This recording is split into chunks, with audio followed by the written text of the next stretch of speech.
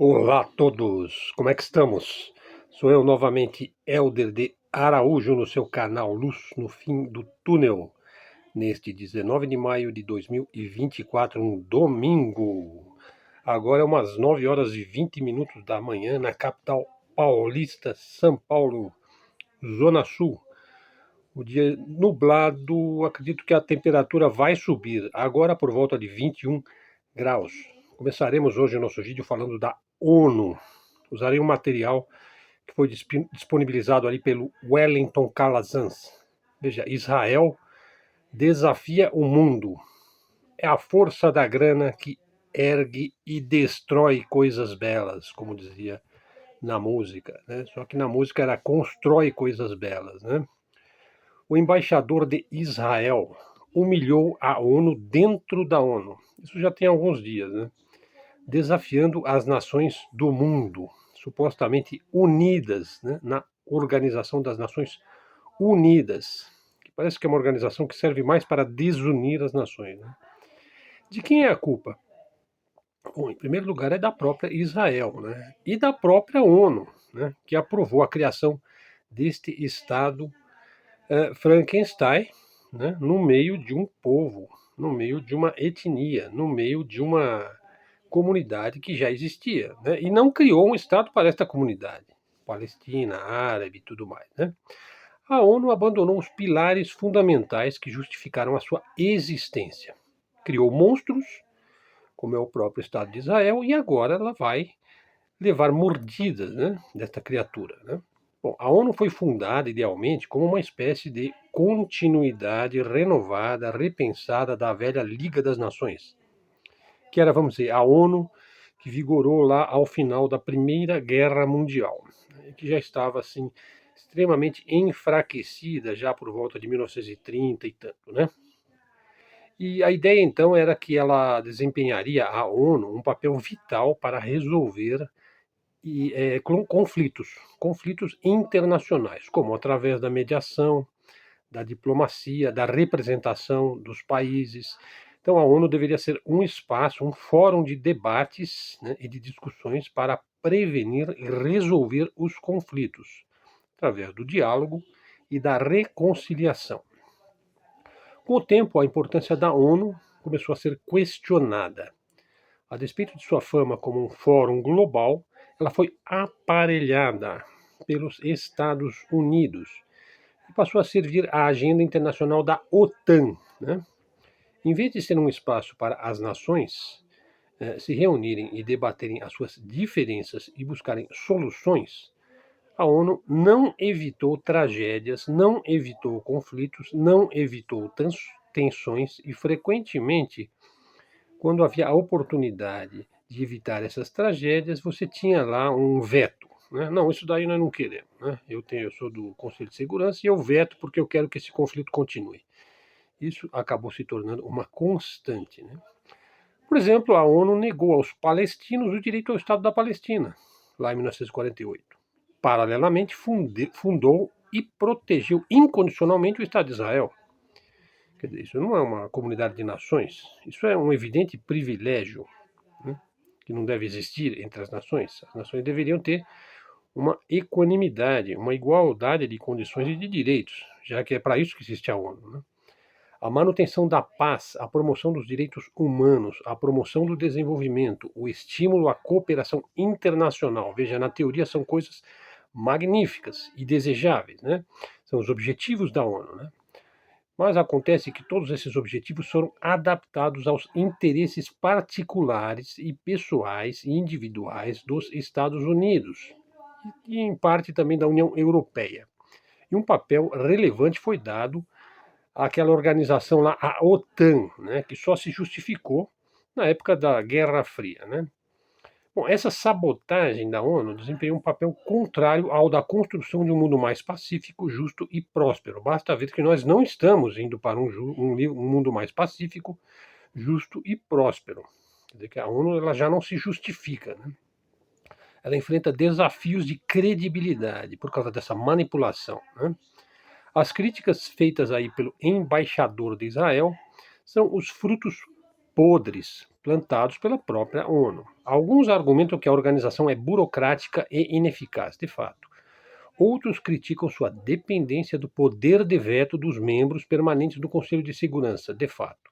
O problema é que a ONU segue sendo uma instituição dominada pelos serviços de inteligência ocidentais. Por isso é inútil como uma organização das Nações Unidas. O embaixador sionista de Israel destruiu a Carta da ONU, né, que é o documento primordial aí, essencial da criação da ONU, num triturador de papéis. Né? Foi uma resposta que ele deu aí à Assembleia Geral das Nações Unidas, uma vez que a Assembleia reforçava os direitos da Palestina dentro da ONU. Né? E apelava para que a Palestina fosse aceita como um membro da ONU. Aí o embaixador de Israel na ONU, o Gilad Erdan, ficou iradinho, né? Ficou insano e destruiu a Carta da ONU com uma pequena trituradora em frente à Assembleia. É assim na ONU. Né? A Palestina tem agora o status de um Estado observador não membro, isso desde 2012, o que permite alguns direitos, mas não são os direitos de um membro pleno da ONU. A adesão, então, só pode ser decidida pelo Conselho de Segurança da ONU. E vocês já sabem, né? Os Estados Unidos e Israel vão vetar isso daí. Né? Os Estados Unidos, inclusive, vetou recentemente uma proposta de adesão plena. Mas a votação da semana passada, então, pode ser vista como um gesto de apoio aos palestinos. E o crescimento pró-Palestina vai crescendo de uma maneira inusitada, como uma avalanche, né, no mundo, e ninguém vai segurar isso daí, porque a marcha da história é inexorável. Agora veja, quem defende hoje o direito de Israel se defender, então veja, eu ocupo o seu país e começo a praticar genocídio no teu país, quer dizer, um país ocupado onde ele comete genocídio. Então se você defende isso daí, você é cúmplice disso daí. Acreditando ou não, sabendo ou não, isso daí está acontecendo. Né? Ninguém deve aceitar jamais, e é isso que eu estou dizendo, né, que fanáticos religiosos, paranoicos, né, imponham às nações que são o povo escolhido de Deus, que tem direitos eternos a uma enorme quantidade de terra que lhes foi prometida, né, segundo os seus documentos e tudo mais. O mundo não é um hospício fundamentalista, não tem de ser. Né? Conclusão: a ONU precisa ser ou refundada ou extinta. A existência de um organismo vital nas relações internacionais é importante, mas a sua sede, por exemplo, que é em Nova York e foi cedida à ONU pela família Rockefeller, por aí vocês já veem quem é que manda na ONU, né? A sua sede deveria ser rotativa, né? Ou seja, a cada 2 anos, não sei, poderia mudar a sede da ONU. Por exemplo, ela poderia vir para São Paulo, depois ela vai para Katmandu, depois ela vai para Vladivostok, e depois ela vai para Pequim, e depois ela vai para Teherã, e depois ela vai para Lisboa, e assim vai, né? Veja, a credibilidade também da ONU não deveria poder ser destruída tão facilmente, né? Por exemplo, jogando sua regra essencial num triturador de papel. Deveria haver uma, sei lá, alguma represália aí para quem faz isso, deveria existir, né? Por falar em genocídio, vejam as palavras de um membro do Knesset, que é o parlamento israelense, né? Ele diz o seguinte: ó, a guerra em Gaza é inútil. Nós estamos perdendo. Somos forçados a voltar a lutar nas mesmas áreas, perdendo mais soldados, perdendo na arena internacional, estragando as relações com os Estados Unidos. É o membro do Knesset, Ran Ben Barak, ou seja, alguns dos israelenses estão caindo na real e estão se perguntando o que nós estamos ganhando com esta guerra do fim dos tempos, esta guerra do fim do mundo, a soma de todos os seus medos. Bom, a situação de Israel não somente não é boa, é cada vez pior. Né? Quantos soldados israelenses já perderam a sua existência? Parece que alguns milhares, né? Quer dizer, eles dizem que foram 8, ou 18, ou 27. Né? Eu acredito que foram uns 5 mil. Né? Vamos ver, vamos saber. Né? Bom, isso de sua situação ruim e piorando vale também para o tio Sam, aquele rabino protestante e yankee, né? Cujo esporte agora é colocar veteranos de guerra morando embaixo da ponte. Se não, veja, qual é o sentido de baixar sarrafo nos estudantes universitários, que estão horrorizados com o genocídio em Gaza. E você ainda proíbe o TikTok para não verem as hediondas imagens apocalípticas em Gaza? E depois você vai convocar recrutas e enviá-los às tuas bases militares? Né? Talvez você queira convocar os estudantes para lutar por você na guerra, em alguma guerra do Vietnã aí pelo mundo? A tua moral está muito baixa, tio Sam. Preste atenção, Rambo. Bom, segunda parte do vídeo, vou falar sobre o olavismo cultural. O professor Olavo de Carvalho criticou uma ampla gama de autores de diferentes áreas do conhecimento e dos mais variados espectros ideológicos. Por exemplo, o Immanuel Kant, o Hegel, o Nietzsche, o Jean-Paul Sartre, o Foucault, o Habermas, o Schopenhauer, o Isaac Newton, o Sigmund Freud, o Heidegger, o Karl Marx, Antônio Gramsci, Adorno, Eric Hobsbawm, Chomsky, Papa Francisco, Fritjof Chon, René Guénon e muitos outros mereceram a verve demolidora do professor. Aí foi acusado, e já se tem várias bibliografias a respeito da influência olavista na política brasileira, né? Mas assim, pode-se mencionar aí a ausência de rigor acadêmico, detestava a universidade, né? O uso de uma linguagem depreciativa até o nível do histriônico, a retórica revolucionária, a filosofia por presença, né? Você fala, fala, fala, fala, e a pessoa ouve, ouve, ouve, ouve, ouve, né? O desprezo ao contexto histórico de autores e obras, né? A crítica a tudo que remotamente significasse assim um perigo para o Ocidente, né? Ou para a cultura judaico-cristã, né? E a visão, né, escatológica assim, de um mundo que foi desviado pelo comunismo, a grandeza inexorável e a vitória do comunismo embaixo da cama, etc. Tudo isso nos marcou a todos, né, naquele período de um modo ou de outro. Né? Os próprios filhos do Bolsonaro eram olavistas, de carteirinha, né, e continuam sendo, inclusive. Né? Alguns dos leitores e seguidores do olavismo superaram o forte espírito de seita. Né? E vocês já acompanharam na época aquela disputa que teve com o Reinaldo Azevedo, que ele chamava de Arruinaldo, né? Onde ele acusou o olavismo de ser uma seita. Né? Então, muitos desses leitores superaram aí, né, os que estiveram mais perto, né, e seguiram em frente. Né? Outros entraram para o bolsonarismo, né? Uma lucrativa carreira política, aí, os neoliberais, os neocons, né? Uns outros, talvez os mais pragmáticos, né, foram perseguidos pelo STF e se foram de vez para Miami, para os Estados Unidos. Né? Outros ainda se tornaram fanaticamente anti-olavistas, né? Até o nível da histeria. Por exemplo, os dandos bouras aí da vida, né? Fazem sucesso na internet. Né? Outros ainda se refugiaram numa vida de contemplação espiritual, visando uma purificação no catolicismo tridentino. Né? Há os que desbundaram de vez e se assumiram publicamente com o chapéu de alumínio. Esses são a maioria, né? Infelizmente. Né? Mas veja só, inclusive aquele Dando Moura, né? Ele apareceu lá no canal dele, que tem, parece que milhões de seguidores, né? Queimando os livros do professor Olavo, jogando numa lareira, né? Assim, ele que era um adepto assim, incondicional, né? Do COF e tudo mais, né? O que dizer, então vamos analisar um pouquinho esta questão. O que dizer sobre a ideia de que Israel é um dos últimos bastiões do Ocidente? Você está dizendo então que o Ocidente é sionista, né? E deve permanecer, você está defendendo isso, né? Ou então que a OTAN é uma aliança defensiva, né? Como todo mundo está vendo a OTAN sendo uma aliança ofensiva, né? Se expandindo de uma maneira radical para o leste. O que dizer então de alguém que diz que a Ucrânia é uma democracia?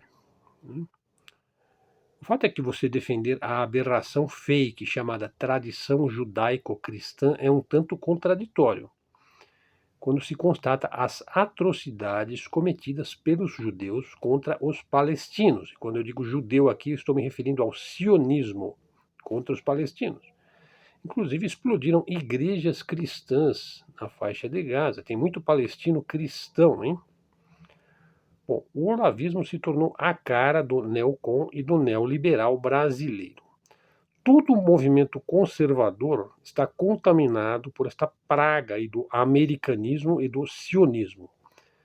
Faço aqui uma previsão: o despertar desse pessoal poderá ser doloroso. Bom, por falar em olavismo cultural, um dos esportes favoritos da fake direita brasileira é descer o sarrafo no Concílio Vaticano II. Sim, isso eles aprenderam lá naquela época, né? Naquelas aulas, né? Bom, vamos lançar alguma luz nisso daí? Veja, o Concílio Vaticano II, realizado entre 1962 e 1965, foi um marco na história da Igreja contemporânea. Bispos de todo o mundo atualizaram as doutrinas e as práticas à luz do mundo atual.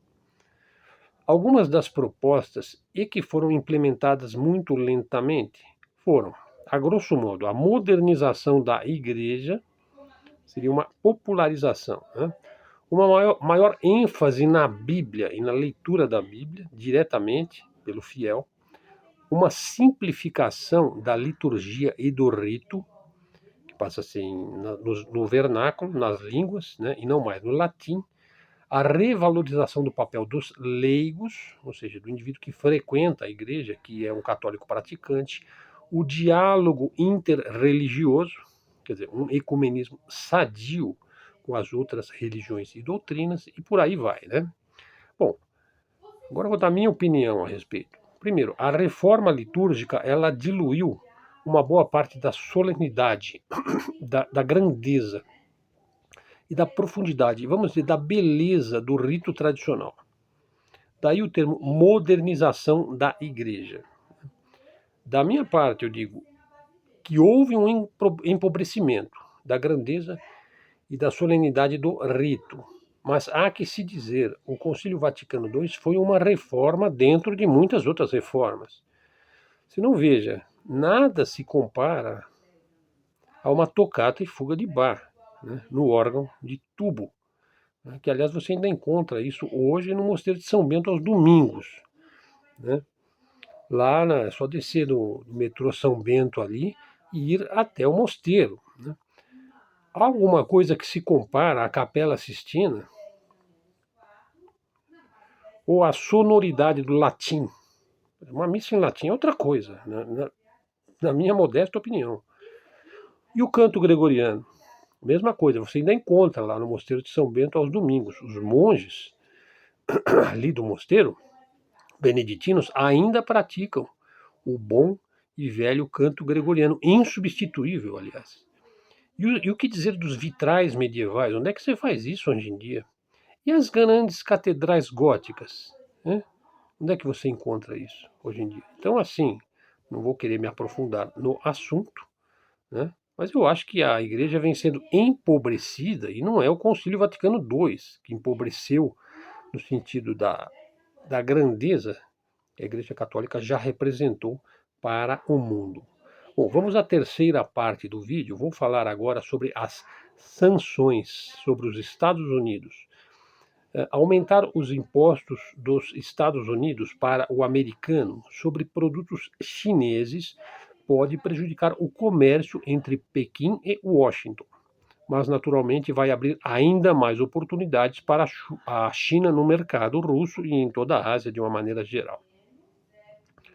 Inclusive pode aumentar muito o comércio da China para a União Europeia, como já falei isso no vídeo de ontem. Veja, as empresas chinesas estão aumentando sua presença na Rússia após a saída de empresas ocidentais, principalmente as americanas, né? Indicando que Moscou e Pequim continuarão a buscar uma cooperação do tipo ganha-ganha. Quer dizer, ela investe aqui, você também ganha. Quer dizer, isso é o contrário do modus operandi do imperialismo, onde ele ganha e você perde, né? O ministro das Relações Exteriores da Rússia destacou o importante equilíbrio entre Moscou e Pequim nos assuntos globais. Demonstra aí o interesse da Rússia em aprofundar a cooperação estratégica com a China. E ao dizer que é estratégica, nós estamos dizendo o seguinte: é uma cooperação de longo prazo, né? A visita de Putin a Pequim, capital da China, acompanhado por uma delegação, né, indica o desejo de fortalecer a cooperação econômica e a cooperação de segurança com a China. Ele está fornecendo tecnologia militar à China. E a China está investindo, né, em plantas industriais também na Rússia. Espera-se que a China e a Rússia aprofundem ainda mais a cooperação política, econômica e diplomática, uma vez que se propuseram a enfrentar desafios regionais e, sobretudo, globais juntos. Agora nós teremos em outubro a cúpula dos BRICS na cidade de Kazan, né? Isso será ainda uma outra oportunidade para os russos e os chineses fortalecerem ainda mais a sua parceria estratégica. Veja, há vários pontos de tensão hoje no mundo, né? É, é, Parece que ontem houve aí o anúncio de que o Antony Blinken, indivíduo que toca guitarra em bares ucranianos, né? Não sei se ele toca, eu acho que ele toca de uma maneira bastante elementar. Se eu tocar guitarra, eu consigo tocar igual o Blinken, né? E parece que ele vai de novo para a China. Sei, eu acho que dessa vez ele vai ter de comer com um palito apenas. Da outra vez que ele foi, deram a ele 2 palitos. Dessa vez é capaz dele ter um palito e o próprio dedo, né, para conseguir comer. Se observarmos aí os pontos de tensão no mundo hoje, nós vamos ver que o Ocidente está perdendo posições todo dia, toda semana, todo mês, o ano inteiro, né? Por exemplo, a África. Veja, agora se anuncia a presença do Grupo Wagner na África. E o que isso pode significar? O fim do ISIS, do Boko Haram, da Al-Qaeda e esses grupos, aliás, que recebem apoio de Israel e dos Estados Unidos. Você nunca vai ver o ISIS atacar interesses dos Estados Unidos ou de Israel no Oriente Médio. Um outro exemplo aí, veja, Armênia e Geórgia. A tendência aí desses locais onde está havendo conflito é serem assimiladas pela Rússia, né, que a Rússia ela trabalha no longo prazo. Talvez isso seja mesmo inevitável, uma questão de tempo, né? O tempo ele age contra os interesses do Ocidente. Isso aí já deu para perceber, né? Agora, olha a fala aí de um importante general americano, o comandante-general Christopher Cavoli, né, que é um tipo graduado, bastante conhecido e tal. Há uma semana, veja, ele dizia o seguinte: há uma semana, a Rússia é incapaz de coordenar ações ofensivas. Última fala do mesmo general no dia de ontem ou anteontem, ó. Uma semana depois. A Rússia é uma ameaça de longo prazo para a Aliança Atlântica. Teremos um grande problema com a Rússia nos próximos anos. A Rússia está no caminho certo para expandir o tamanho de suas forças armadas. Quer dizer, há uma semana ele disse que a Rússia era incapaz, e uma semana depois ele disse que a Rússia está no caminho certo para se expandir. Então, por aí você vê o grau de contradição que passa pela cabeça dos comandantes militares da OTAN e dos Estados Unidos. Bom, para terminar o vídeo, vou falar aí sobre o Vladimir Putin. Veja, vou mencionar aqui algumas das ideias, pensamentos e do discurso que ele fez lá na China. Veja, ele disse o seguinte: ó, todos os países do mundo confiam na economia americana, em seu poder e em sua estabilidade. E por isso todo mundo aceita o dólar. Isso dá uma vantagem enorme e inexplicável à economia e ao sistema financeiro americano. Bom, então vamos falar em números. Veja, de acordo com os economistas, ele está falando aí dos economistas da Rússia, né? Isso equivale a mais de 10 trilhões de dólares que não foram exatamente ganhos, mas são um presente do céu, né, que vem do uso do dólar como uma moeda de reserva global, né? Porque os Estados Unidos, a gente já viu, eles não sentem nenhum remorso de imprimir montanhas de dólar, né? Eles sabem que o mundo vai endividar junto com eles, né? Então eles não se preocupam muito com essa questão da quantidade de dólares que eles colocam no sistema financeiro, né? No geral, as obrigações do sistema financeiro dos Estados Unidos para com o resto do mundo, porque é assim que os Estados Unidos vê o mundo, o resto do mundo, né? Foram estimadas em 53,4 trilhões de dólares. São obrigações que eles têm para com o resto do mundo, né? Ó, o resto do mundo. No entanto, ao minar a confiança no dólar por razões políticas, as autoridades dos Estados Unidos enfraquecem o principal e mais poderoso e importante instrumento de seu poder, o próprio dólar. Ou seja, os Estados Unidos estão causando danos irreparáveis a si mesmos, na medida em que eles desprezam completamente a sua dívida externa. Veja, como se diz no ditado popular, né? Eles estão brigando com o seu próprio pão e manteiga, né? Isso é uma coisa impensável, né? Mas eles parecem incapazes de parar de fazer e de pensar nisso, né? A desvantagem aí para as nações, para o resto do mundo, é que ela terá de buscar uma outra solução, né? Mas também existem vantagens, né? Porque, porque quando um lado utiliza instrumentos financeiros e econômicos para forçar a sua vontade ao resto do mundo, né, ela acaba se responsabilizando pelo resto do mundo, né? Então, os países estão muito cientes disso, de quem é que está responsável por eles e que os inunda de dólares, né? E agora as reservas de dólares estão diminuindo de uma maneira acentuada, né? O mundo está respondendo. A China está liquidando, né, os seus papéis cotados em dólar, né, está se livrando dessas dívidas americanas e trocando isso por ouro. O mundo está respondendo. Acredito aqui, né, que o processo da desdolarização é lento e inevitável. Bom, pessoal, aqui então ficamos por aqui. O vídeo de hoje ficou com 27 minutos. Você encontra também na forma de áudio no podcast Luz no Fim do Túnel no Spotify.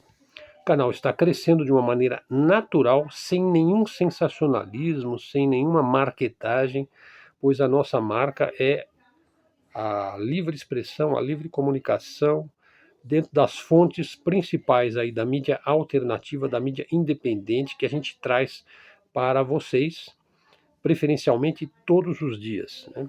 Isso tem sido uma constante aqui desde a criação do canal Luz no Fim do Túnel. Peço a você a sua colaboração, agradeço a sua atenção, dê um like aí no sininho do YouTube, traga um seguidor para o canal, divulgue nas suas redes sociais, informe-se diariamente pelas nossas ideias, ideias francas, honestas e que dizem respeito ao mundo no qual nos encontramos de uma maneira inexorável. Nós estamos dentro do mundo e continuaremos nele, dando nosso testemunho aí dos fatos que mais nos atingem a todos.